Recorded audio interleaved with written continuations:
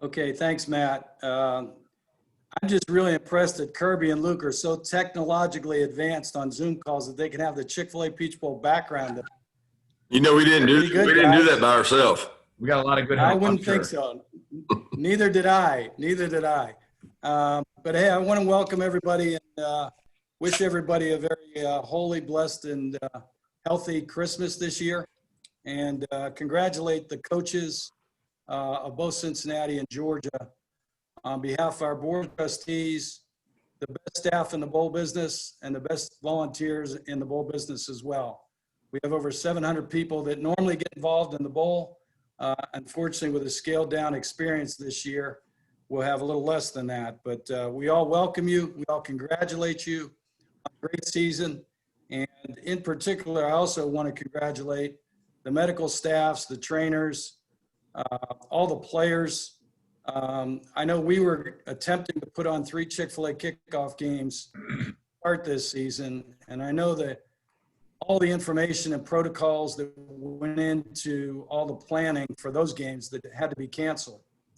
But for these coaches and these medical trainers and staffs, as well as the players, the sacrifices and all they had to do to comply with COVID-19 pandemic protocols to get all the games in that they got in is just remarkable. So congratulations to all the players and staffs and medical people at the 2 universities. We look forward to kicking off a wonderful January 1st at noon on New Year's Day, leading into the Rose Bowl and the Sugar Bowl semifinals of the CFP. Number 8 Cincinnati against number 9 Georgia in Mercedes-Benz Stadium. We're honored to have these 2 coaches and these 2 teams, 2 of the best defenses in the country, top defenses on both sides, and what I think is 2 of the hottest quarterbacks in the country with Desmond Ridder and JT Daniels. We know that this is going to be a game that's going to be highly attended. We will have a capacity of 25% in Mercedes-Benz Stadium. It's approximately about 18,000 seats that will be available. They will be seated in pods of 2 and 4. Everybody will be obligated to wear masks. And if they don't have a mask, we will provide one. And we'll control social distancing as well. The field will be very clean, limited access to the field with no presentations. And our goal is to have the safest environment we can for the coaching staffs, the trainers, the medical people, and the players, as well as the media. So we look forward to hosting Cincinnati, which is representing the Group of 5 champion, highest ranked, against the Georgia Bulldogs, representing the SEC. The Group of 5 is 2-0 in our games. Houston has beaten Florida State from the ACC, and UCF beat Auburn from the SEC in the past. So we're looking forward to a great game. We welcome you, coaches. Anything we can do for you, your families, your staffs, and mainly your players. Look at our bowl game as a reward for the players. So we want to make sure, even in a scaled down bowl week, that we take care of the players first. So again, congratulations, and look forward to hosting you guys. All right, thank you, Gary. After comments from the head coaches, we'll go directly into questions from the media. Again, please make sure that your viewer is labeled with your name and outlet, and that you use the raised hand feature. At that point, you'll be prompted to unmute yourself and ask your question. Please state your name and affiliation. All right, we'll open up. Coach Smart, we'll go ahead and take an opening statement from you representing the Georgia Bulldogs.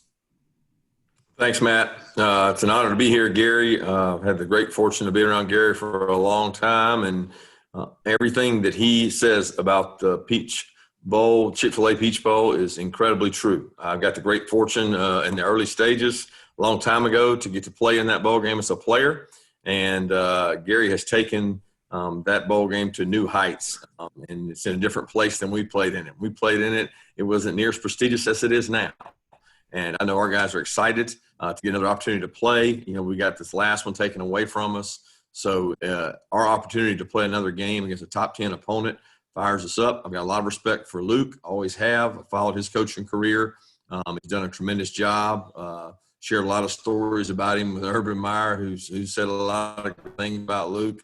And he's been a tremendous coach and somebody that I got a lot of respect for. Their program's done a tremendous job. I was just meeting and speaking to our team, and since 2018, their record is one of the top 5 in all of college football, and that immediately grabs the attention of our players because we feel like we've had a good program over the last 3 to 4 years as well. So the history of both programs speaks for itself, and both teams will be fired up to get an opportunity to play on January 1st. All right. Thank you, Coach. All right. Coach Fickell, go ahead with your opening comment, please. Thank you, Matt. I, too, am really excited. I think our team will be. We haven't had an opportunity to actually get together with them. That'll be tomorrow. Obviously, Kirby and them have already had a chance to get together, maybe even talk a little bit about the bowl. As for us, it was a late night last night, finishing up a tough win. And, so today we're kind of trying to settle in here to figure out what it is we're doing. But I know our guys are incredibly excited.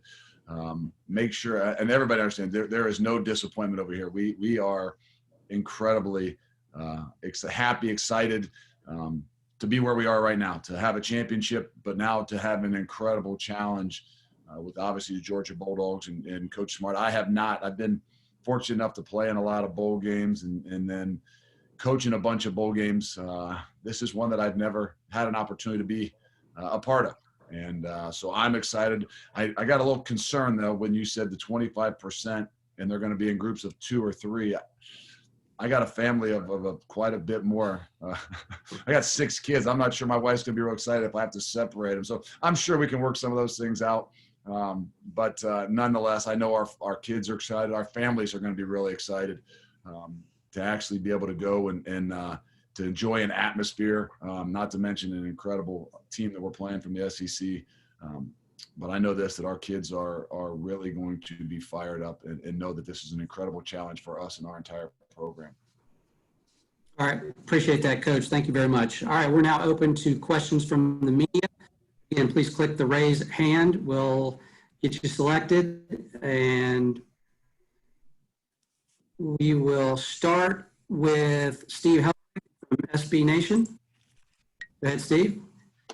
Hi, Luke. After completing an undefeated season and last night after the ceremony saying that you deserve to be considered for the playoff, I know you said there was no disappointment today, but is there any maybe cynicism after UCF won 25 straight games in 2017 and 18, and you finished undefeated in the AAC and your conference cannot secure a bid? No, I think, first of all, I think it's disappointing, but it's not – I'm not disappointed, and I know our kids are not disappointed. And disappointing meaning just the sheer fact, yeah, you would love an opportunity and a shot at the title. So would Georgia, so would Texas A&M. But the reality is there's only 4 that are going to get that opportunity, and we don't happen to be one of them. So we got to look at it as we're really excited about what it is that we had. I'm not overly worried about what happened with UCF and all that. Those are things that are outside of our control. And you say what you say right after the game because you want the best for your kids and you want your kids to have every opportunity they've worked for. But this is going to be an incredible opportunity, an incredible challenge for us, and I think that's what our kids thrive on and enjoy the most. All right, we'll take our next question from Andrea Ellison from ESPN. Luke, along those lines, do you feel like this is an opportunity for your team and your players to make a statement in this game? Well, I'm probably no different than Kirby. Every week is an opportunity for us to make a statement. The great thing about college football is it's unlike pro football. It's unlike, basketball that has a tournament. Every week means so much. And most of us can't make any slip-ups and still have an opportunity to get to the ultimate goal. And the reality is, we didn't get an opportunity. Georgia doesn't get that opportunity to maybe play for a true championship. But we've got an opportunity for all of us and both of us to make a statement. And because this really takes you into that next phase of your program and how you continue to grow your program.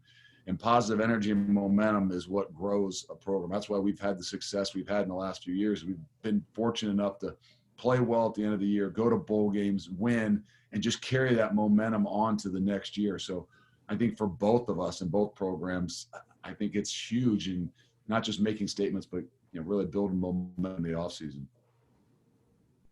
All right, we'll take our next question from Chris Vanini. Hey, Luke, popped on late, so I'm sorry if this was already asked, but you guys are, I think, top 3 in one of the weird formulas that technically determines a national champion, the one that UCF used a couple years ago. Do you guys have any interest or would you think at all about, believing you should be national champions if you win this game? We all do things that try to promote our programs. And if it helps in recruiting, there's a lot of things that all of us will do. So I know that we played at UCF this year and saw that posted along their press box, and nobody would take it away. When I was in school, we used to go to Penn State, and they would have on the front of their stadium, I think they were the New York Times national champions at some point. I know this, that we all promote our programs. We all want what's best for our programs. Recruiting is a huge part of it. We're going to use this just like Georgia will use this as positive momentum, whether it's for our kids now or for our program for the future. Appreciate it. Sure. All right. Next question will be from Dan Matthews from 680 The Fan. Coach Smart, obviously very disappointed to not have the game this past weekend in Athens, but is this kind of gratifying to get this opportunity in an area that means so much to your program? Yeah, I'm super excited for it to be in Atlanta. A lot of our seniors didn't get an opportunity to have a final home game. Ended up with only 3 home games throughout the year and didn't get the kind of final wave and send off. So they'll get an opportunity to play in front of a lot of them's parents and families and fans, and hope that their approach is the right way about the game, because anytime you got seniors involved in a bowl game, that's always a concern for you. But our guys have handled it well up until this point, and I'm excited to see them, go play. This is the last opportunity this team will have to be together. Thank you. All right, next question we'll take from Mike Griffith. Kirby, can you talk a little bit about your defense? I know you haven't technically said anything about who's in, who's out. You've asked us not to ask, but there could be a few guys out. Last year, I think you played without 11 or 12 starters. I guess just your thoughts on trying to get what looks like it'll be a pretty young defense revved up for a pretty good Cincinnati quarterback. Yeah, I don't completely know the answer to that yet. It's still, we don't know exactly who's going to be in and who's out. There's still water to go under the bridge in terms of kids making decisions. And, we've got several seniors with the draft prospects. We've got several juniors that are draft prospects that are having to make decisions. And what I've encouraged them to do is be thorough, get good information, and try to make the best decision, but in a timely manner where we can prepare and get ourselves ready. And we want to start, getting ready as soon as we can for Cincinnati. And seeing them play last night let me know right away that we got a lot of preparation to do to get ready. So I don't know who'll be in, who'll be out yet, but the guys that are out there are the ones we're going to coach and go get ready to play. All right, we'll take our next question from Brandon Sehow. Go ahead, Brandon. Hey, Coach. I'm not going to ask about the ranking. I've asked enough about that with you this week. Just this opportunity, you mentioned a little bit of how big it is for your program. UC's been to 2 New Year's Six Bowls before, Orange Bowl and Sugar Bowl, haven't won them. To go is one thing, but to be competitive and even win the game, how big is that for the momentum of this program? And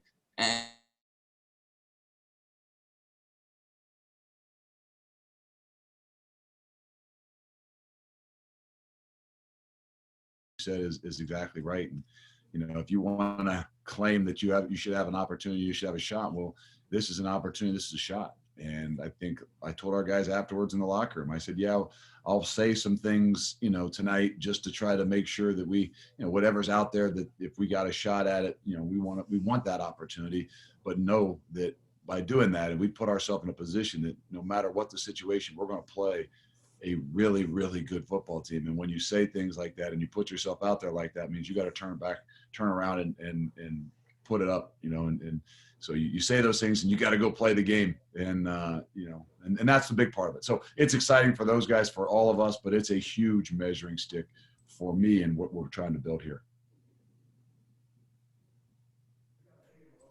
All right, we'll take our next question from Seth Emerson. Go ahead, Seth.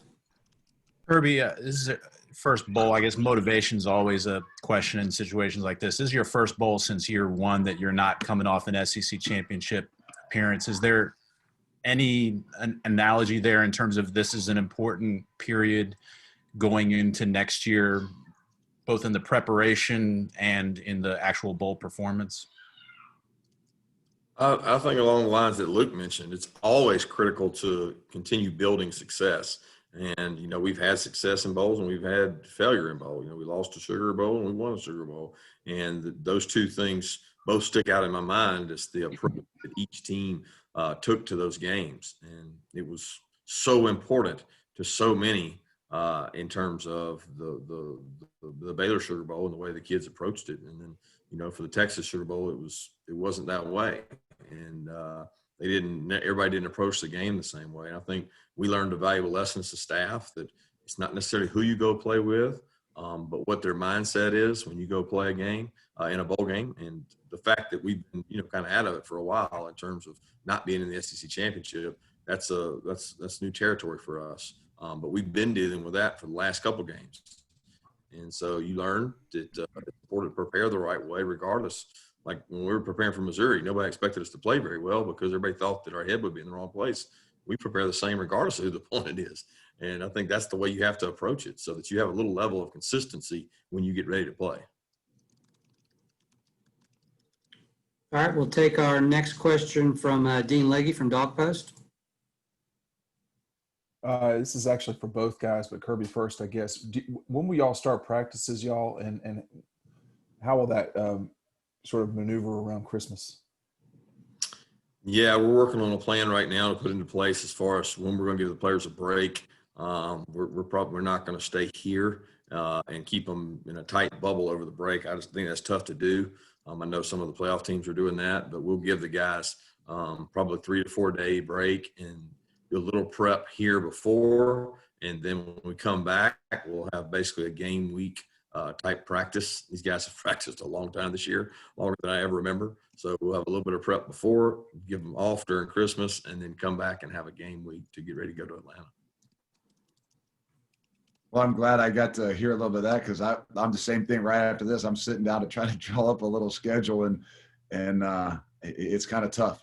After playing last night, we were off for 28 days. We were off for 13 days as a kind of a pause period in there in those last 28. So like Kirby, I think we've had 160 practices or OTAs and practices when that started even before camp and played 9 games. So it's a unique situation. How much do you give them off? How much do you send them home? So like everything this year, there's a lot of sacrifices being made, and everybody from the outside says, oh yeah, but they still get to play and they're making incredible sacrifices. Some of the greatest things that I remember, I'm sure Kirby remembers about playing the game, is hanging out in that locker room and winding down after a game and hanging out with your buddy. And they haven't had the opportunity to do that. So trying to balance giving them some of that time even to go home and do Christmas is going to be unique.